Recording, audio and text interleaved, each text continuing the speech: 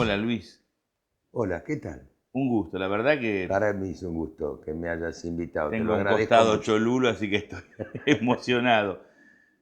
En la charla previa contabas que sos de acá cerca, de Doc Sud, Sí, con lo cual conoces bien el sur de la provincia, el sur de la capital. sí, ¿Y bueno. cómo fueron aquellos años tuyos de niño, de adolescente? ¿Y cómo terminaste en lo que sos? Un actor Mirá, de yo semejante tamaño. provengo de una familia italiana, tanto por parte de mi padre como de mi mamá. Este, Ellos eran de la isla Maciel, yo me crié, nací y me crié en el Top Sur. Fui a la escuela primaria al centro, en Reconquista y Corrientes, en la escuela de Catedral al Norte, José Manuel Estrada, porque mi papá trabajaba ahí, entonces me llevaba y me traía. Y el Dock Sur era un barrio obrero, un verdadero crisol de razas. Estaban, no sé qué cantidad había de colectividades en Dock Sur. Por ejemplo, una colectividad alemana tan importante que había una escuela bilingüe alemana-argentina, donde fue mi hermano, que era mucho mayor que yo. En fin, estaba el centro yugoslavo, había muchos conventillos que yo conocí, no por fotografía, sino en No te vivo. lo contaron. No, no, no me lo contaron. Y tuve una infancia feliz, rodeado de los afectos. Yo era de la familia, eran 6 hermanas mujeres, mis tías maternas, yo era el más pibito de todos, pero tuve una infancia feliz. En la calle, en el barrio de un pibe, el barrio de un pibe, la manzana y un poco más, y la vereda enfrente. Pero con eso era suficiente, ¿no? Era un universo extraordinario. Digo, mi mamá se asomaba a la ventanita de la cocina del primer piso de mi casa, silbaba y yo volvía. Y era un barrio precioso. Después de ahí nos fuimos el día que cumplí 13 años al barrio de River, el barrio que está cerca de la cancha de River. De manera que tengo muy claramente delimitado el final de mi infancia y el comienzo de mi adolescencia. Fue ese día, el que cumplí 13 años. Y bueno, este, ¿cómo llegué a esto? En mi familia no había antecedentes de gente que tuviera alguna profesión ¿Tu papá artística. de qué trabajaba? Mi papá era un empleado administrativo, era empleado del Banco de Italia y Río de la Plata, que por aquel entonces era el segundo banco más importante de la Argentina. Llegó a ser un funcionario importante del banco. Después pasó a trabajar en las empresas del que era presidente de ese banco, que se llamaba Juan Balbi, y fue un administrativo toda su vida. Era buena gente, de verdad era buena gente.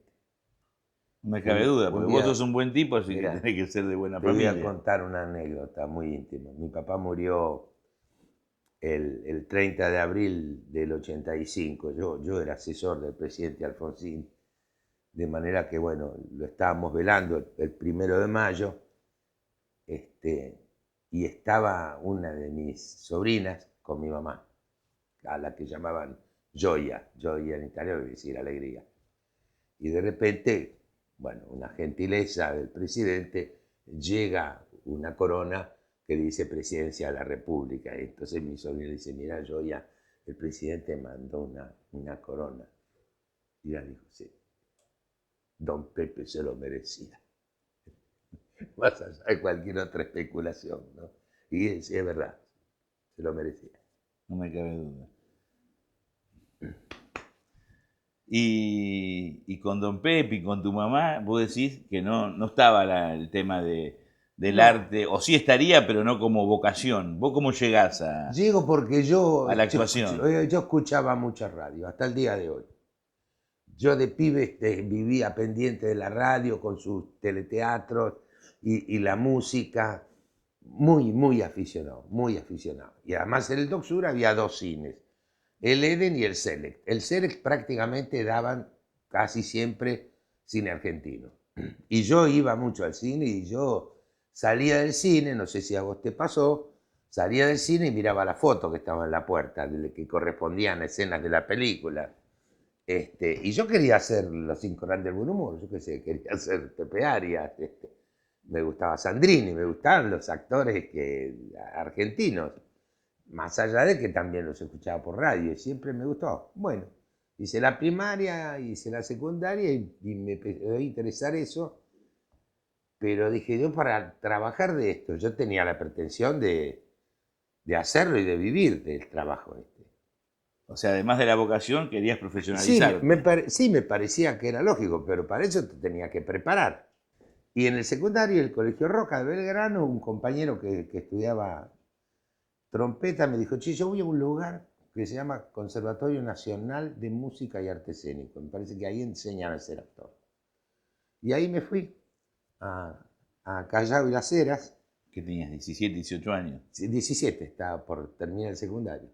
Y averigüé si había examen de ingreso, efectivamente había examen de ingreso, y entré ahí, la suerte quiso que yo pudiera ir ahí y me formaron éticamente, profesionalmente, me despertaron la imaginación. Y bueno, yo me acuerdo que no me acuerdo bien cuándo fue, pero en un momento le dije a mi viejo, yo quiero ser actor. Supongo deben haber entrado en pánico, te puedes imaginar, una profesión tan azarosa, tan irregular.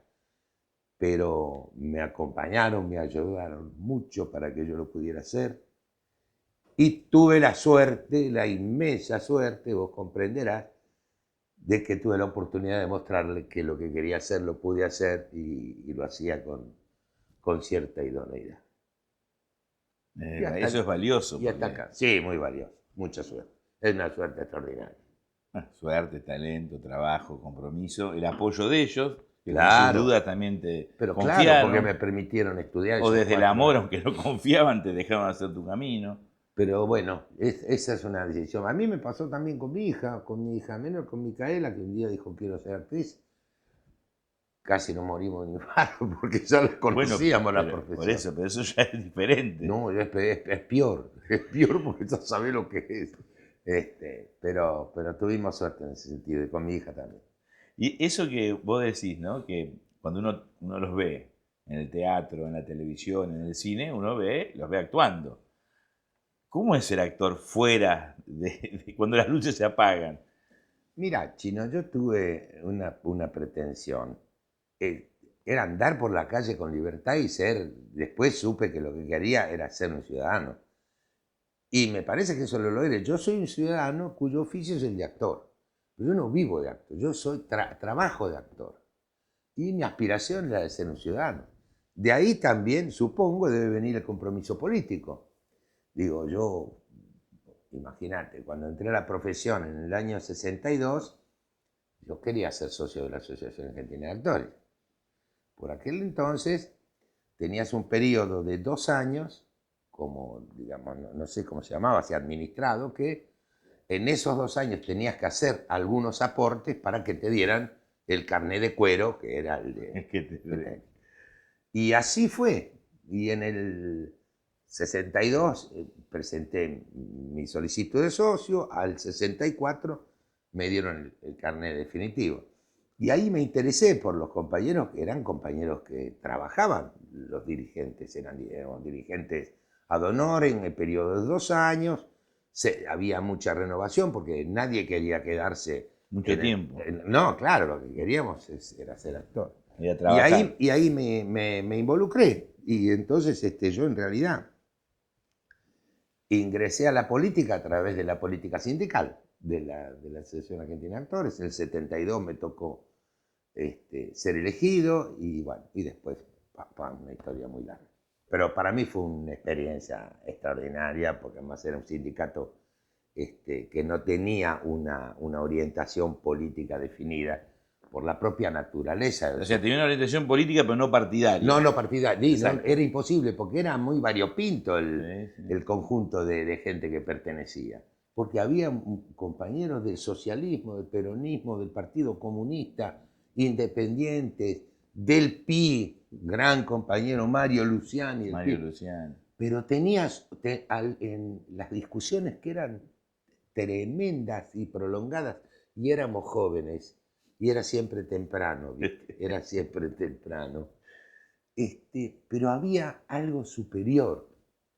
Nosotros sabíamos que había algo que estaba por encima de nosotros, que era lo que teníamos que encauzar, que mejorar, por lo cual por lo cual pelear, que era la causa de un ejemplo extraordinario, el más glorioso de todos, de la solidaridad, que es la tarea gremial. Así que eso nunca existió, jamás existieron esas diferencias, jamás, jamás. Y particularmente cuando en el 64, encabezados por Carrera y otros compañeros, hay un movimiento importante en la asociación de actores, los jóvenes, digamos, los más jóvenes se hacen cargo y produjeron un cambio fundamental en la asociación de actores y mejoras que hasta el día de hoy son un ejemplo en el mundo. Nosotros pertenecemos a la Federación Internacional de Actores y han tomado de nosotros algunas de las cosas que lograron esos muchachos en aquel entonces, que por ejemplo el pago en la entidad. Los actores argentinos cobramos en la Asociación de Actores. Esto evita el desgaste de que algún actor tenga que ir a pelear por la, digamos, puntualidad de su pago. Esto lo hace la Asociación de Actores, que es la que está en esa tarea. Los representa. Claro, sin el desgaste que implica una situación enojosa con algún empresario. En un laburo que dice, no, lo que pasa es que no estás en tipo y te sonaron. Y volviendo un poco para atrás, vos arrancaste en 62, 64, ¿qué empezaste? ¿Por el cine, por el teatro, la televisión que era muy incipiente? No, empecé la formación que nosotros teníamos en la formación teatral. La televisión grabada, el video empezó en el 61 y nosotros preguntamos a ver si corría algún riesgo el teatro, porque se veía venir que era una cosa importante. Y Cunil, que fue el creador y el director hasta que se jubiló, un catalán extraordinario, y entonces le preguntamos, no os preocupéis, no os preocupéis, el público necesitará tomar el olor del actor y el teatro va a estar siempre, tenía razón. Pero la formación era teatral. Y si podíamos ligar un bolo en la televisión, mejor. Y si llegabas a hacer algo en ¿Y cuál fue el cine, el primer programa de televisión que vos tuviste un determinado protagonismo? no, pasaron unos cuantos años, dice. Yo hice algunas cosas sueltas. El primer programa que tuve más o menos fijo fue La Nena. No sé si vos Sí, me acuerdo. te acordás. Sí. Bueno, yo hacía el Osvaldo novio de Miranda, Marilina Marilina Ross, yo Rigol y vos, claro. y Osvaldo Miranda. Exacto. Bueno, yo por Muy lo bien. menos te descubro, como muchos que te habremos descubierto, en La Tregua y en La Patagonia Rebelde, que además década del 70 tenía una implicancia política, Oh. dos obras muy fuertes. La Tregua parece Se hizo una atrás, o sea que se filmó una atrás de otra. Sí, se filmó entre enero y los primeros días de marzo. La Patagonia se empezó a filmar en el sur y se terminó en los estudios Baire, en Don Torcuato. Y terminamos un viernes y el lunes empecé a filmar La Tregua. Entonces en el 74. Y fueron dos películas importantes. Digo, porque La Tregua, que parecía más costumbrista, con un texto de Benedetti, tenía una cosa en el fondo, por lo menos yo lo sentía así, tenía que ver con un mundo que estaba cambiando, con la política. Claro. Y la Patagonia, bueno, es así claramente. Yo siempre cuando alguien quiero explicar la 125, le digo, mira la Patagonia Rebelde, que lo que pasaba hace un montón de décadas, salvando las diferencias, obvio, Sí, sí, es lo que pasa ahora, es la misma discusión. es la misma. Y vos con un rol de ese gallego Soto, ese diálogo con Soriano era el que hacía el alemán Schulz. Schulz, ¿no? Que es una de las pocas películas que no es común, porque es una película que tiene acción, que tiene suspenso, que tiene ideología, tiene unas actuaciones Y una historia. y además filmada en las escenarios naturales grandiosos, ¿no? ¿Y cómo fue después de todo lo que implicó? Yo venía a estudiar en el 75 a Buenos Aires y me acuerdo las primeras amenazas a muchos de ustedes, incluso por ese tipo de filmaciones o obras de teatro similares. Muchos se tuvieron que exiliar. ¿Vos cómo lo viviste? El elenco de la Patagonia Rebelde estuvo prohibido durante toda la dictadura. El elenco todito. No se lo perdonaron. No, es más, me achacaron a mí porque alguien dijo, bueno, que está haciendo un personaje, él es un actor, sino, pero mucho. Lo hacía de verdad. Con mucha gana lo hacía. Así que sí. No, bueno, fue. En realidad fue Soto hacía de Brandoni, no Brandoni Sí, de no, Soto. y a mí me amenazó en el 74, en septiembre me amenazó la AAA, me tuve que ir a México. Esto también fue un poco consecuencia Sí, sí, sí, de por eso esa te lo película. preguntaba. Claro. ¿Y cuándo volviste? 10 meses después, en julio del 75, ¿Te volví. volviste a ir? ¿Te No, quedaste? no, no, no, me quedé, no, no, no. Es lo que pude aguantar el exilio, 10 meses. Yo fui con mi mujer, con mis dos nenas, que eran niñas de la primaria. Ellas volvieron 2 meses después para terminar el año escolar del hemisferio norte. Estábamos en México. No, y nos quedamos acá. ¿Y cómo fue vivir esos años? Y fue difícil porque estaba la prohibición, eso sí que era prohibición, no había notas en los diarios, no había televisión, no había cine, no había radio, las radios estaban en poder del Estado. Fue difícil y nos ganamos la vida con varios compañeros que estaban en la misma situación, haciendo teatro en forma privada, los que se animaban a contratarnos o a llevarnos a su teatro. Y así lo hicimos. Pero siempre la vida te da la posibilidad de que cuando no te da desquite te enseña algo. Y eso a mí me enseñó una cosa muy, muy valiosa, sobre todo para un actor que siempre está tan azarosa la profesión. Le perdí el miedo. Perdí el miedo a no estar en televisión, a no estar en las revistas. Hubo diarios como La Nueva Provincia que no publicaban ni avisos pagos. Y ese es un capital que guardo, que atesoro mucho, el no tener miedo de que, bueno, se limita una parte del trabajo u otra. Ese miedo lo perdí hace mucho y por suerte no lo encontré más. Eso es bueno. Yo llegaba a mi casa y veía Buscavidas. Ahí fue, y a mí me parecía espectacular. Después hubo una película que hiciste parecida a Buscavidas.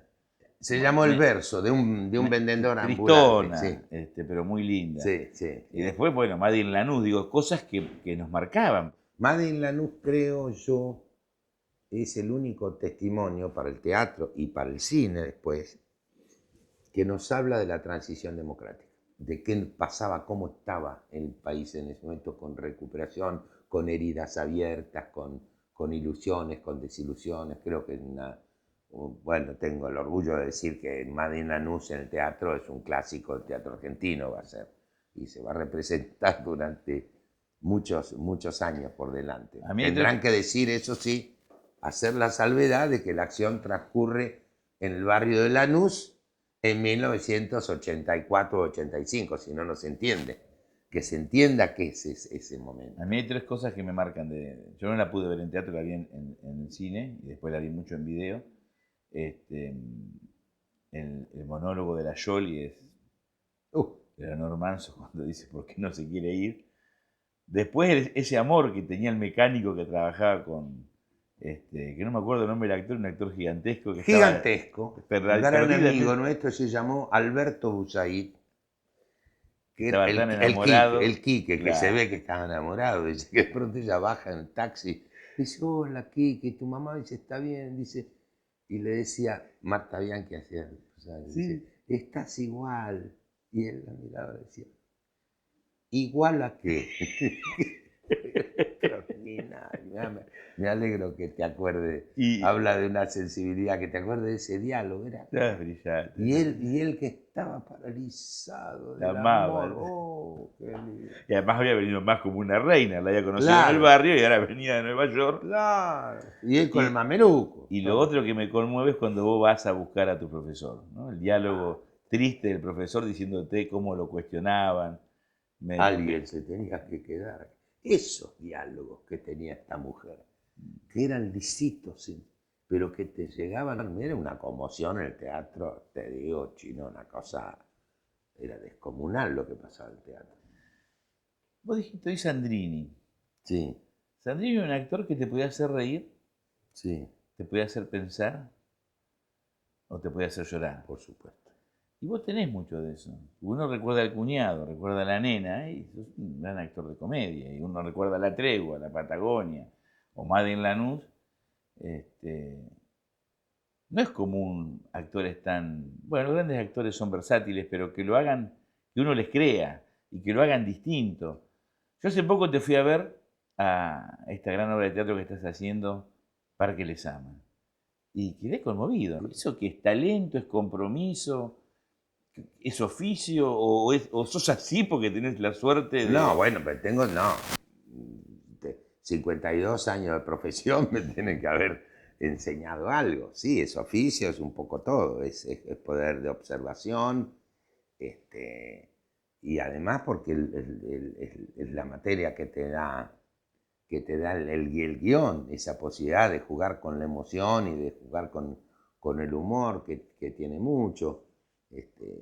Y además me dio un gusto muy grande que le planteé a Campanella y él, por cierto, lo aceptó de buen grado y que tiene que ver con la mejor tradición del teatro argentino, que es hacer un inmigrante que habla en cocoliche, que me parece que es, tiene su encanto, ¿no? Este polaco que, que sigue soñando con un ¿Y mundo, por pero qué que... pensaste eso? Bueno, porque en el sainete ¿O es tu estaba... origen? No, ¿O es Don no, Sud que vos dijiste no, los no, bueno, yo lo vi, bueno, yugoslavos, yo los tenía alemanes? mi nono tenía acento, los polacos en el sur, los yugoslavos, la Eso lo gente que... mamaste, digo. Y sí, eso lo vi, pero después en el sainete estaba eso. El sainete, que transcurría muchos de ellos en los conventidos donde estaban los inmigrantes, hizo una tarea de integración en la sociedad de Buenos Aires que es invalorable. Esa tarea que bien podríamos hacerla ahora y tratar de integrar a los nuevos inmigrantes que están llegando acá desde hace 30 años e integrarlos a la sociedad porque forman parte de esta ciudad. En este momento no están ninguna forma de la literatura o de la dramaturgia. Y entonces me pareció, porque yo además conocí, tuve un gran amigo polaco, un hombre mayor que yo, y me pareció muy gracioso que hablarlo con los acentos. Porque a mí me molestaba mucho cuando era pibe, por ejemplo, escuchar a mi nono, que en lugar de constitución decía constitución. Era una cosa que decía, pero ¿cómo no puede aprender? Hace 60 años que vive acá y no puede aprender. Hasta que un día un compañero, Nofre Lovero, que es un hombre muy culto, digo, no entiendo por qué hace 50 años este amigo polaco que yo tenía, hacía más de 50 años que vivía acá, y hablaba como el culo, horrible. La mujer también, que sigue viva, habla mal. Y me dijo, lo que pasa es que la palabra persona viene de person, de por sonido. Uno es el sonido que emite. Si vos admitieras otro idioma que no es el tuyo, no te estarías escuchando. Y a mí me pasó cuando tuve que ir a México a trabajar. En México yo tenía que trabajar hablando mexicano. Y lo logré rápidamente, además por obligación. Pero terminaba la grabación y yo volví a hablar en argentino. Porque es la manera de identificar, Tu la identidad, primera claro. forma de identificación. Por eso no dejan de tener acento, porque no se reconocerían. Aprendí a entenderlo, a mi nono y al polaco. Y entonces el polaco sigue hablando como el culo, pero bueno, ¿qué va a hacer? Hay que valorar entonces a los viejos italianos y los Y no, polacos. claro, porque es su idioma, es su forma de identificarse.